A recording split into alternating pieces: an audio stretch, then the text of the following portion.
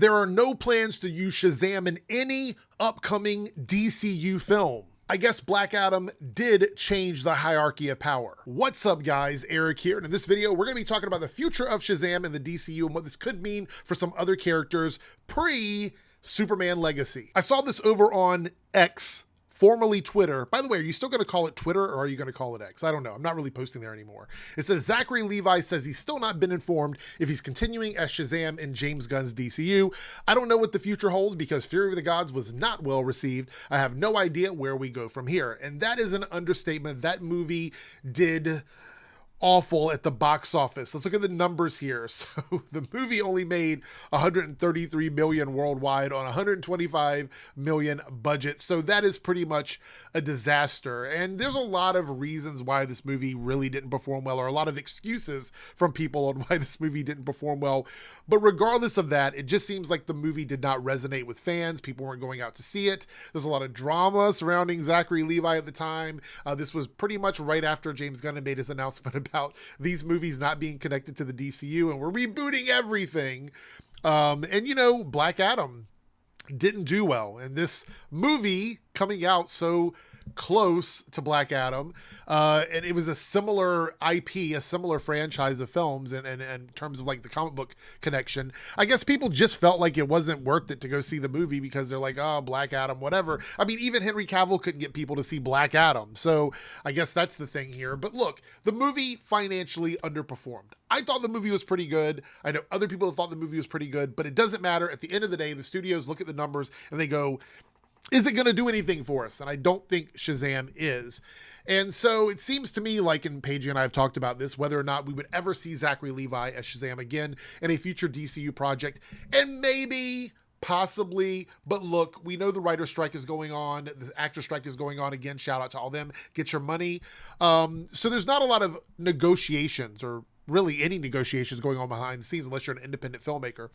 But yeah, it doesn't seem like there's anything being said about Shazam even before the strike happened, because they could have mentioned something before that, but they didn't. It's basically been like completely silent on that front for Zachary Levi because he hasn't heard anything. He has no idea. And so this made me think a little bit about like some of the other characters that we have that are we going to ever see them again? Like, is Black Adam ever going to come back? I think the chance of that is probably zero at this point. What about the JSA? One of the characters that people really liked was Dr. Fate. Will we ever see Dr. Fate again? Maybe, but probably not that version. What about Aldous Hodges as Hawkman? We ever going to see him again? Probably not. And I think that's a shame because he was really good as well. There was a lot of really good elements in these films that I think could have worked, but they did so poorly at the box office. The company gets a little antsy. They get a little worried about investing big money in these kinds of things. We always talk, why do the studios go to these big budget, over the top things instead of like taking a risk? And the problem is that the superhero movies that they're trying to put out, especially Marvel movies, are looking between the $175 to $250 million price tag. And they don't want to take any risk with those. They want to basically know they're getting their money back because they are the most expensive movies that they make. If you look at it and you look at the price tags attached to these movies, they're the most expensive things they want to make. So when they're thinking about putting something out and being risky, they want a low risk in terms of investments with high rewards. And you put out a movie like Shazam, which was not necessarily super expensive, but at 125 million, it's like, hey, that's one of those like slightly above mid-range type films. It should turn a profit. And then it didn't. So that makes them very worried. And I'm worried for Blue Beetle. I think Blue Beetle is also in a really bad spot. I don't think Blue Beetle is going to make a ton of money either. And I think that's a problem. So if we're talking about like investment versus return, seeing these kinds of numbers make them very, very, very worried. And so this brings me to probably the biggest heartbreak about all of this. We talked about this over on Twitch, and so I want to talk about it here. And that is the chance to see Sasha Calle return as Supergirl, because a lot of people said that she was their favorite part of the movie. I don't see it. Personally, I don't see it. I mean, I thought she was really good. She was a strong character. My eyes were on Michael Keaton. That was the character that I went to see, but I'm an old man. So I probably just like the fact there was another old man kicking ass on the screen. So there you have it. But a lot of people seem to really like Sasha as Supergirl. And look, I have no complaints about her. I think she did a great job portraying like that Snyder-esque type character in this world that they were in from that Krypton. I agree. I think she looked really, and the suit was really cool. I would have loved to see more of her. We know tons of her content was probably on the cutting room floor. They just left it there on the floor. That's really unfortunate. They could have done something with it. We'll probably never see it now. And they thought this movie was going to do really good. They had the podcast tie-in, that we're seeing with the Escape from the Midnight Circus. They had some NFT cryptocurrency scam stuff going on with this movie. They thought this movie was going to make a ton of money. Look, we thought this movie was going to make a ton of money, but it didn't. Okay. And so at the end of the day, financially, the studio's looking at it and they're going, we had the biggest bomb ever in the history of Warner Brothers. And like, are we going to bring anybody back attached to this movie? Well, they're bringing back Andy. Andy Muschietti, that directed this movie, is still technically getting the Batman Brave and the Bold movie.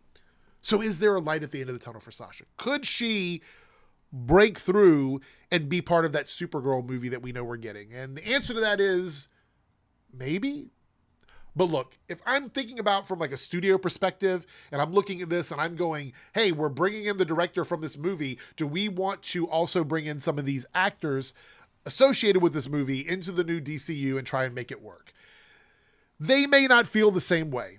And yes, we know that it's ultimately up to the directors of the properties on who they want to cast and who they want to put in their movies. But the studio can part ways with directors if things aren't working. We see it all the time, quote unquote creative. Well, I did quotes, quote unquote creative differences. And so they might go, hey, this isn't working for us. We're not going to do it. And they're going to move on. So we may lose Sasha as Supergirl and all of the JSA characters. It's pretty bad. Makes me a little bit nervous. But by looking at this, I'm going to assume that just about everything, including Aquaman, because I think Aquaman is going to be a standalone, like, ending to that. I think the reshoots, they're on the third round of reshoots. I think they're reshooting Aquaman to be its entirely separate own thing. They can wrap up the story. They can call it a day and walk away from that with a two-parter franchise and use Jason Momoa elsewhere. I think they're going to use Jason Momoa on another character because I think this Aquaman movie is also, it's a lot of problems with DC. Aquaman's probably getting pushed back. Blue Beetle, I think, I'm just going to say it now and we'll visit at another point, but I think Blue Beetle is going to be a dud.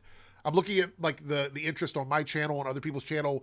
People aren't really resonating towards Blue Beetle, and it's like right around the corner at this point. So I don't know, but look, that's where we're going to wrap this up. Let me know your thoughts and opinions on all this in the comments down below. Do you think we're going to see another Shazam movie or Shazam continuing in a DC movie? Would you like to see Zachary Levi come back and play that character? What about any of these other characters that we're talking about, like Sasha Calle or Aldous Hodge, any of these other people that have played other characters in the current DCEU that's wrapping up now, I guess?